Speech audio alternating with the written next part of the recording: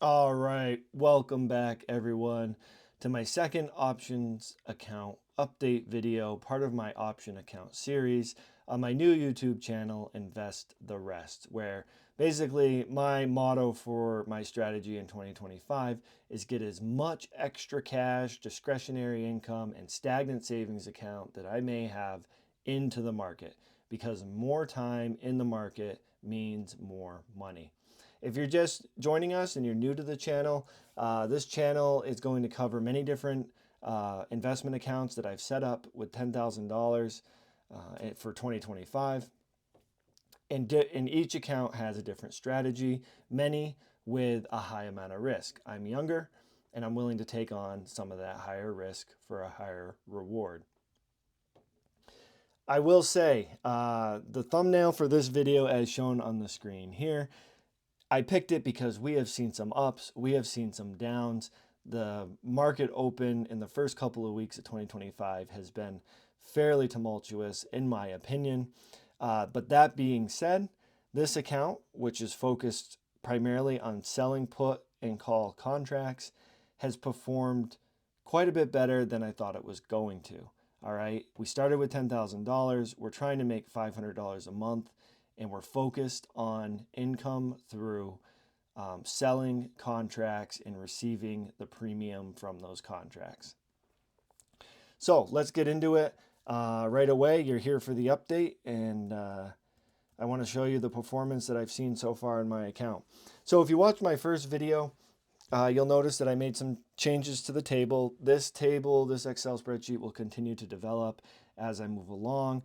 I really didn't have enough data to really make it too complicated, and as more things happen, we'll add more equations and more granularity for the data so we can really track my progress with this strategy. Before I get started, as always, this is not financial advice. I am not a financial advisor, and this video is really just for entertainment purposes only. I always promote everyone doing your own research, especially when it comes to options trading. Options trading can be a very risky endeavor, and you really need to understand the products you're trading with, such as MSTU and MSTY, and what all the contracts mean and how you can sell and buy them. This is a discussion about my financial journey, my strategies for 2025, and I'm here to share that with you. And that's what this channel is all about. So, like I said, the option account did very well this week. I really just stuck to MSTY and MSTU. I took TSLL, MARA, SOUN that were in my previous video. I put them on the back burner for now because I think MSTU and MSTY have the potential to provide us that $500 in premium income without involving the other funds, which makes for a simpler investing strategy and a less active trades that I have to manage. We'll see how it goes. We can always add those funds in at a later time. Once again, if you saw my first video, I got rid of the equation above the strike column and I moved it over here. The reason I broke it out like this is because as contracts got assigned, which we did get assigned a couple contracts this week, I wanted to differentiate between the money used from my $10,000 to buy shares that I got assigned, which is $1,950 as of today, and the total future exposure that I have of additional money that will be used to buy more shares of funds I sell contracts on if those contracts get assigned in the future. So we're at a total of $5,350 right now, about half the account, but it's very important to keep track of that number so we don't overextend the account and I don't overextend what I'm able to finance. So like we talked about, let's get right into it. Week one, I'm gonna do a quick recap. MSTY, nothing happened with the two MSTY options this week. I did sell a put contract and a call contract at the beginning of last week. I sold that call contract. I was able to sell that call contract because I had accumulated some shares of MSTY in my investment account, and we received $29 and $38 in premium income as soon as those two option contracts were sold, premium income right into our account.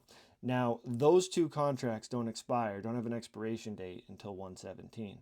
The one thing I do want to note, and I mentioned this in my previous video, MSTY did exactly what I needed it to do.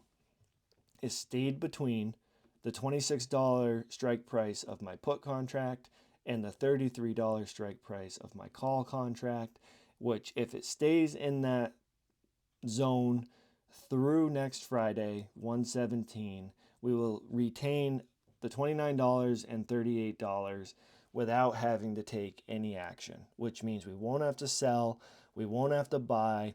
Both contracts, for the buyers that bought them, essentially expire worthless. What did change in week one? Well, MSTU. And I'm going to preface this with I signed in right at the close of market, 10 minutes before close.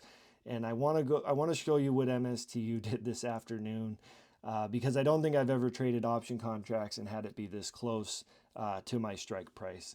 So about 10 minutes before close, 15 minutes before close, MSTU was right up around $9.60. And so at that point, if you look at my strike prices of $9.50 and $10, the $10 one was shaping up to get assigned because the buyer would execute and I would have to buy at $10 instead of buying at $9.60, which the buyer would make more money than if I bought those shares on the open market. But the $9.50 strike price contract, it looked like that one might not get assigned because, again, MSTU looked like it was going to close around $9.60, $9.65, and it wouldn't be advantageous for the buyer to execute that contract.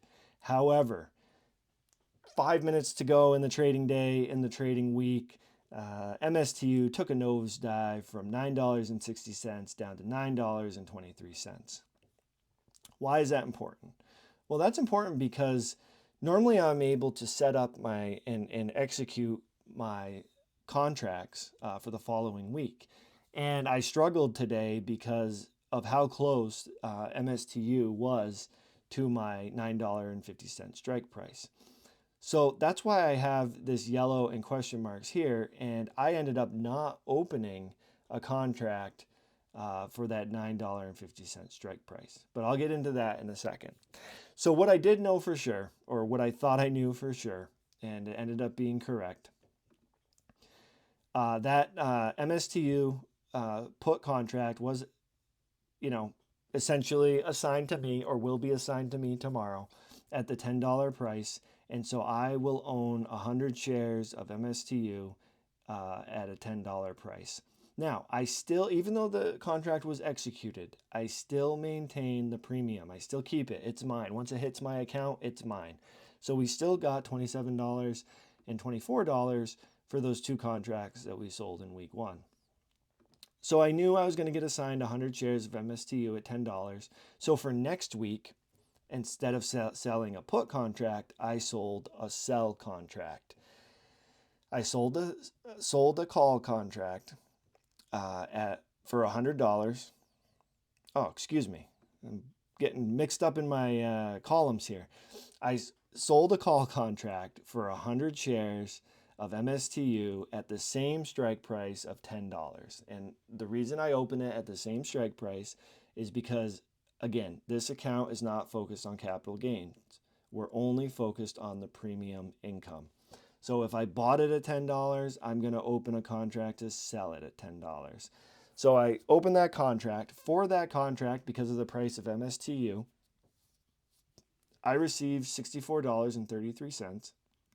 And that contract expires next Friday. Again, MSTU offers weekly contracts.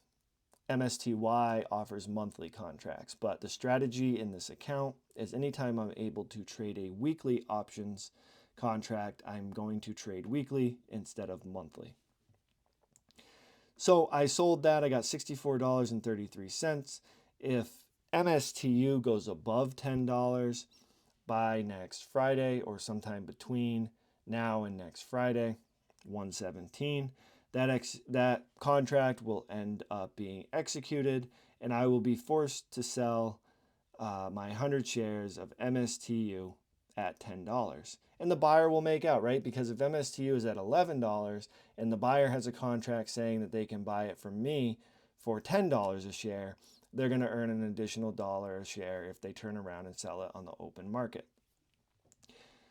That's okay though, because between those two contracts, I got $27.33, and then I turned around and wrote another contract and got $64.33.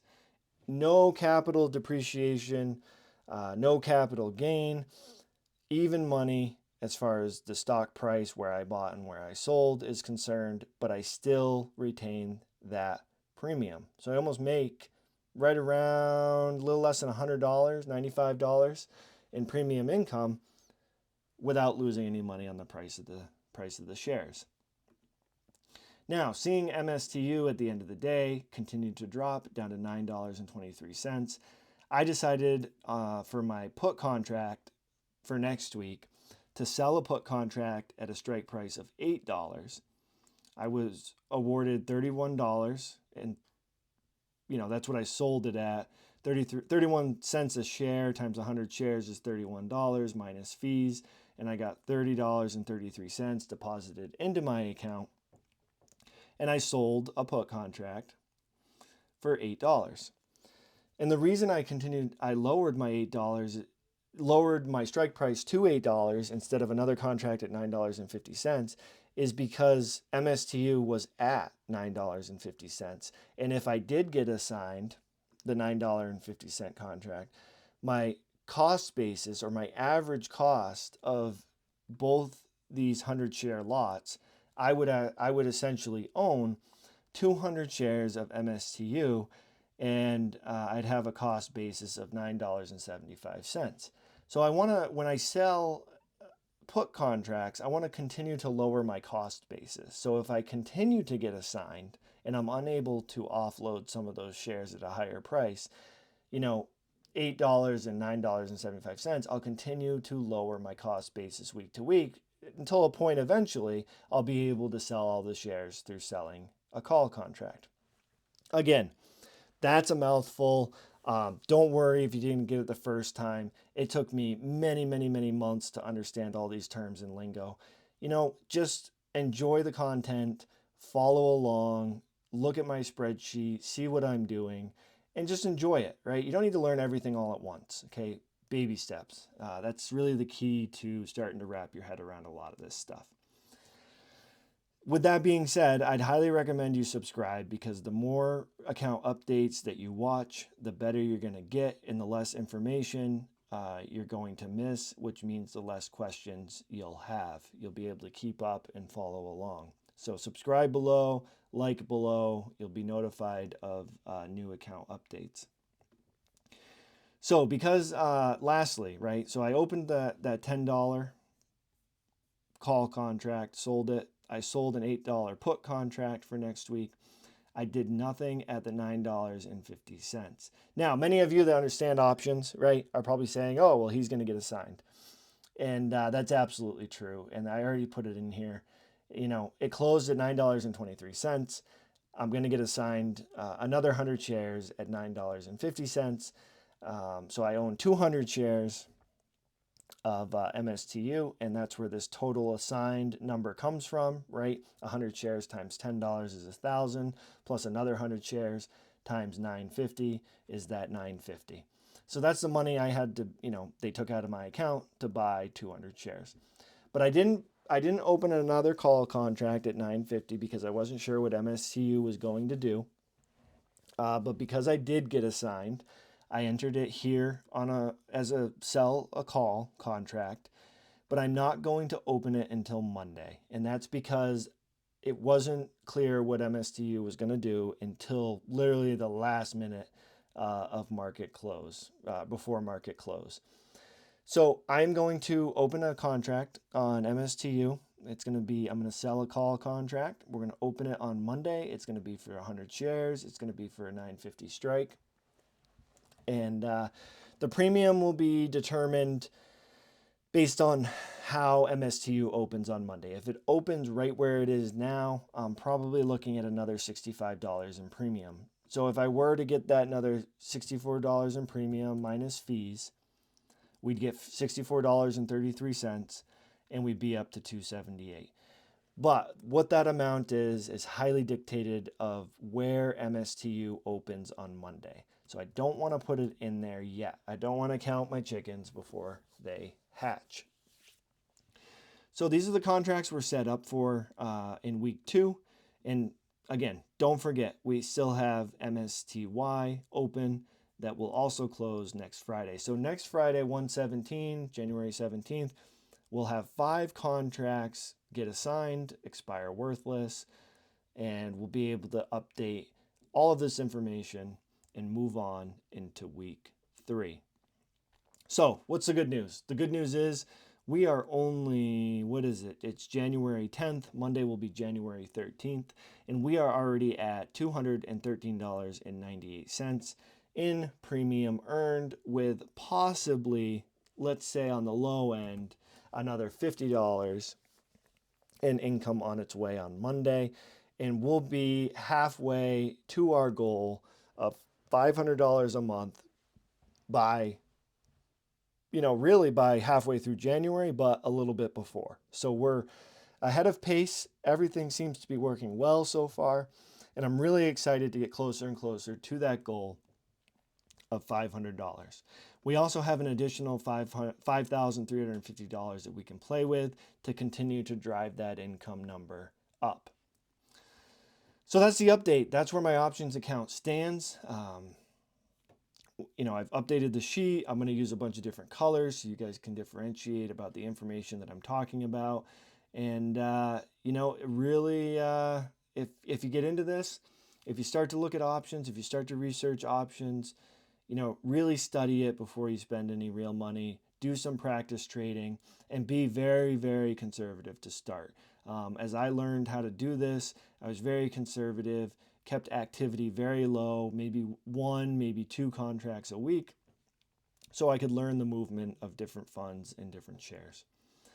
So that's my options account update, second update of 2025.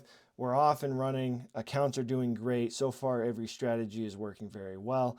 Again, if you enjoyed this content, subscribe below, comment, let me know what funds you want to see, let me know what kind of strategies you want to see, and like the video. At the end of the day, it really helps me out. If you guys like the video, lets me know what content you find entertaining, helps me get here and do this for everybody. And as always, thank you very much for watching, and I'll catch you on the next one.